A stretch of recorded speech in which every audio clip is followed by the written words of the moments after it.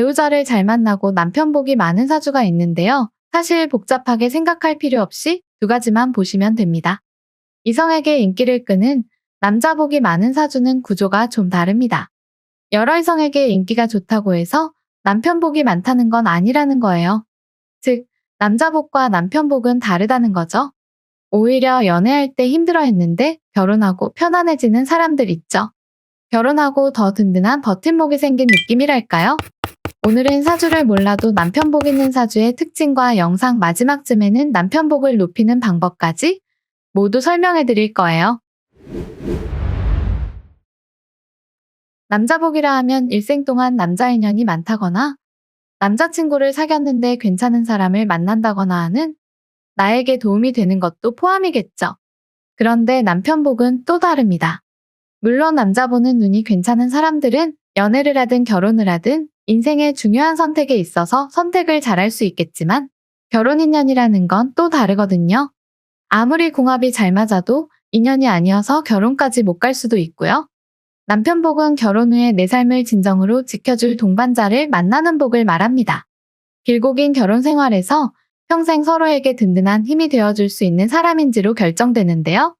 그러니까 단순히 연애만 잘 되는 게 아니라 남편이 내 인생의 동반자로서 큰 힘이 되어주는 사주를 말하는 거죠.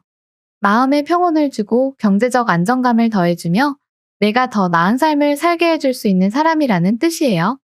남편 복을 확인할 수 있는 두 가지 특징에 대해 설명드릴 거예요. 남편 복이 많은 사주는 남편을 의미하는 관성 글자와 나의 배우자 공을 의미하는 일지를 보시면 되는데요. 이외의 관성이 아예 없는 무관사주의 경우거나 형충파해 등 많은 부분들을 참고해서 볼 수가 있어요. 이런 부분들도 이따 영상 마지막까지 보시면 모두 확인하실 수 있을 거예요. 지금부터 어떻게 확인하면 되는지 자세히 설명해 드릴게요. 먼저 사주에서 신앙관왕인 경우를 볼게요. 여기서 신앙은 나 자신을 나타내는 일간인 내가 강한 신강사주를 의미하는데요. 신강사주를 보는 방법은 간단하게는 만세력을 봤을 때 사주의 일간의 색깔과 같은 글자가 여러 개이거나 일간을 생하는 인성의 기운이 많아서 생조해주는 오행이 많을 때 신강사주라고 합니다. 관왕은 여자에게는 남편을 의미하는 관성이 강하다는 뜻이에요. 나 자신도 강하면서 남편의 기운이 강한 거예요. 이 두 가지가 동시에 강하면 어떤 일이 벌어질까요? 만세력을 통해 볼 때 일간과 관성이 모두 강하게 자리 잡고 있다면 관성이 나를 억누르지 않고 오히려 용신이나 희신으로 작용하게 됩니다. 관성은 나를 억제하고 억압하는 기운을 말하는데요. 육친으로는 남자와 남편을 의미해요. 그런데 일간인 나 자신이 강한 신강사주라서 이런 관성이 오히려 도움이 되는 거예요. 예를 들어 내가 신강한 무토인데 관성인 목오행이 잘 자리 잡고 있다면 남편이 내 삶에서 긍정적인 에너지를 주는 역할을 하게 됩니다. 이런 구조에서는 관성이 나를 억누르거나 힘들게 하지 않고 오히려 안정적인 관계를 만들어줄 가능성이 큽니다. 특히 남편이 사회적으로 성공하거나 아내에게 경제적 안정감을 줄 수 있는 경우가 많아요. 다음은 사주에서 나 자신을 의미하는 일간의 기운이 강하지만 남편을 나타내는 관성 기운이 약한 경우입니다. 이때 재성이 관성을 생해주면 남편이 힘을 얻고 그 덕분에 나에게 긍정적인 영향을 미칠 가능성이 커집니다. 만약에 이런 사주 구조가 아니라면 이런 운이 올 때에도 비슷한 작용을 할 수가 있는데요. 즉, 내가 남편의 힘을 키워주는 역할을 하면서도 남편이 다시 나를 지지해주는 선순환 구조가 만들어지게 되는 거예요. 예를 들어 내가 기토일간이라면 관성이 간목인데 재성인 임수가 관성을 돕는 역할을 할 수 있습니다. 내가 조금 더 적극적으로 남편을 돕고 지원할 때 남편이 나에게 안정과 행복을 돌려줄 수 있는 거예요. 이 경우는 내가 신약한데 관성이 너무 강한 경우인데요. 이럴 땐 보통 관성이 용신이 되기가 쉽지 않아요. 관성은 신약한 나를 더 극하고 제어하고 억압하는 기운이기 때문인데요. 그런데 이런 사주에서 사주 구조가 관성이 인성으로 생하고 인성이 다시 일간을 생하는 구조를 띠고 있다면 얘기가 달라요. 인성이 용신이 되는데 관성이 인성을 생해주는 구조로 희신이 되는 경우인데요. 이렇게 되면 남편이 나를 억압하는 대신 나를 지켜주는 든든한 존재로 바뀔 가능성이 높아져요.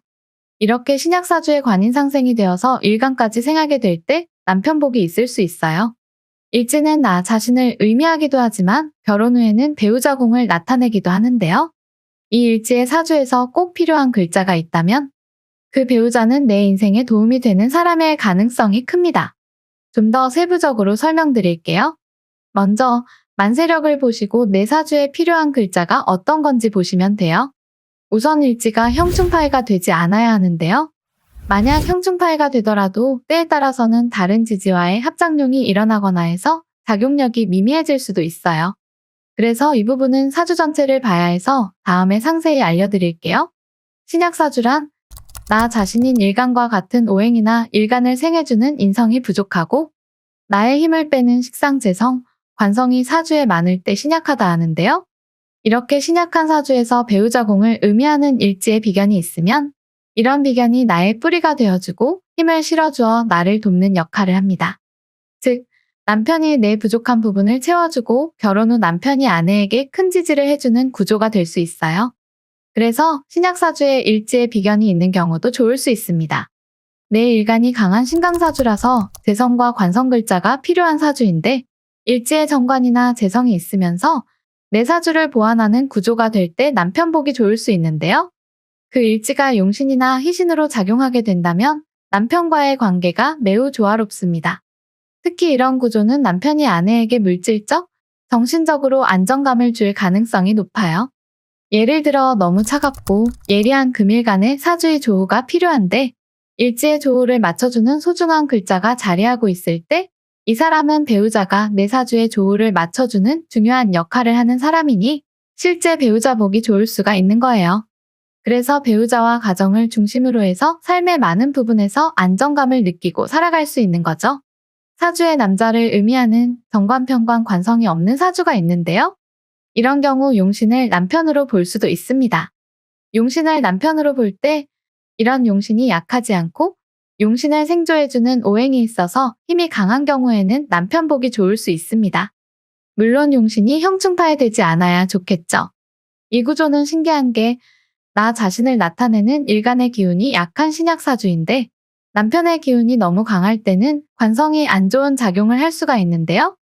이럴 때 식상이 관성을 극해서 조절해주는 역할을 하거나 관성과 합의되어 관사론잡이 거살류관 되거나 하면 사주가 길해집니다. 이런 경우에는 결혼 후에 자식을 낳으면서 남편과의 관계가 더 좋아질 수 있어요. 여자 사주의 식신상관은 자식을 의미하기도 해서 이런 식상이 관성을 조절하는 경우에 자식이 좋은 역할을 하는 거죠. 자식을 낳고 나면 남편이 아내에게 더 잘하는 경우가 많습니다.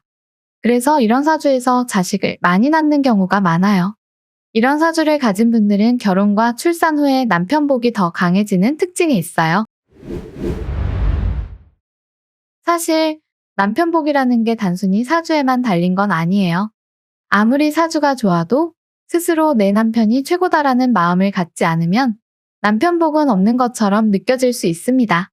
욕심에는 한계가 없어서 자신 스스로가 만족이 안 된다면 아무리 남편 복이 있어도 더 큰 만족을 바랄 수 있기 때문이에요. 왜냐하면 남편 복이 많다는 건 남편이 심신의 안정과 평온함을 준다는 뜻인데 그 안정감을 느끼고 남편을 최고로 여기는 태도가 없다면 그 복을 스스로 놓치는 것과 같을 수 있죠. 결국 남편 복의 시작은 내 자신이에요.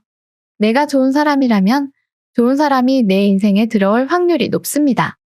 하지만 내가 아무리 좋은 사람이어도 좋은 사람이 들어오지 않고 정말 개차반의 사람을 만나는 경우도 있는데요. 그건 내가 남자 보는 눈이 부족하거나 나에게 주어진 시기가 맞지 않았을 수도 있습니다. 그래서 이 역시 사주에서 말하는 운의 영향을 받을 수는 있어요. 좋은 사람을 만나려면 단순히 사주에 있는 남편 복과 운만 믿는 게 아니라 공부와 지혜를 쌓아야 합니다. 내가 어떤 사람과 어울릴지, 어떤 사람과 인생을 함께할 때 서로가 행복할지를 알아보는 눈을 길러야 해요. 그리고 기억하세요. 너무 힘든 시기나 운이 좋지 않을 때에는 성급한 결정을 내리지 않으시길 바랍니다. 이유는 그런 시기에는 아무래도 시야가 좁아지고 판단력이 흐려질 수 있기 때문인데요. 이럴 때 결혼과 같은 인생에 있어서 큰 결정을 급하게 내리게 된다면 이후에는 후회로 이어질 가능성도 높은 거예요.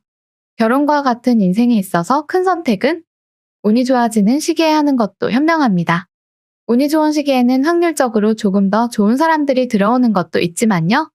내 마음과 정신이 좀 더 바로 서 있을 때 누군가를 바라보는 눈도 더 명확해지기 때문이에요. 반대로 너무 힘들고 혼란스러운 시기에 내린 선택은 나에게 해가 되는 경우도 있게 되는 거예요. 결론적으로 남편복이라는 건 사주팔자에 새겨진 글자뿐만 아니라 내 마음가짐과 지혜, 그리고 시기를 기다리는 인내심까지 모두 포함된 복합적인 결과겠죠. 결혼이란 단순한 동행이 아니라 서로의 인생을 더 나아지게 만드는 선택이 될 수 있게끔 연애와 결혼, 궁합에 대한 이야기를 많이 들려드릴게요. 그리고 사실 꼭 남편복이 없으면 어떤가요? 세상에 완벽하게 모든 걸 가진 사람은 없습니다. 중요한 건 지금 이 순간 내게 주어진 것들에 감사하며 살아가는 거예요. 그렇게 감사하는 마음으로 하루하루를 보내다 보면 예상치 못한 더 큰 복이 찾아올 거예요. 여러분 모두 좋은 운과 지혜로 가득한 행복한 삶을 만들어 가시길 진심으로 바랍니다. 오늘도 끝까지 시청해주셔서 정말 감사합니다.